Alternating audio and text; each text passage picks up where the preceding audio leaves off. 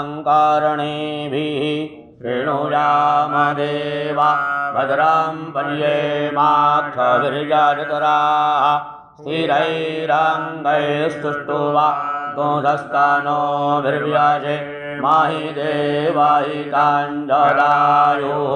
सातमेन्नो शरदो अन्तिदेवा चतुरानश्चकराजरसा कानूनां पुतरासो रतरापितारो भवान्दिमानो मधियारि रिखतायुर्गन्तो आरितर्द्यौरादितिरान्तारिक्षामादिते माता स पिता स पुतराः शवे देवा अदितिः पञ्चजना अरितर्जा कामारितर्जानितवाम्मार्यौ शान्तिरान्तरिक्षगो शान्तिः पृथिवी शान्तिरापः शान्तिरो अधयः शान्तिः वानसपतयः शान्तिर्विषवे देवाः शान्तिर्ब्रह्म शान्तिः सर्वज्ञो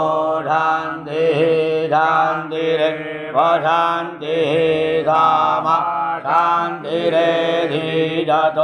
लताः समीहसेततो नो अभयं गुरु सन्नः गुरुप्रजाभ्यो भयन्नः पशुयाः सुशान्तिर्भवतु श्रीमन्महागणाधिपतये नमः। लक्ष्मीनारायणाभ्याय नमः। उमामहेश्वराभ्याय नमः। वाणीहिरण्यगर्भाभ्याय नमः। सजीवरुद्राभ्याय नमः। मातापितृचरणकमलेभ्यो नमः। इष्टदेवताभ्यो नमः। कुलदेवताभ्यो नमः। ग्रामदेवताभ्यो नमः। स्थानदेवताभ्यो नमः। वास्तुदेवताभ्यो नमः। सर्वेभ्यो देवेभ्यो नमः। सर्वेभ्यो ब्राह्मणेभ्यो नमः। एतत्कर्मधानं सिद्धिबुद्धिसहिताय श्रीमन्महागणाधिपतये नमः। समकश्चैकदन्तश्च कपिलो गजकर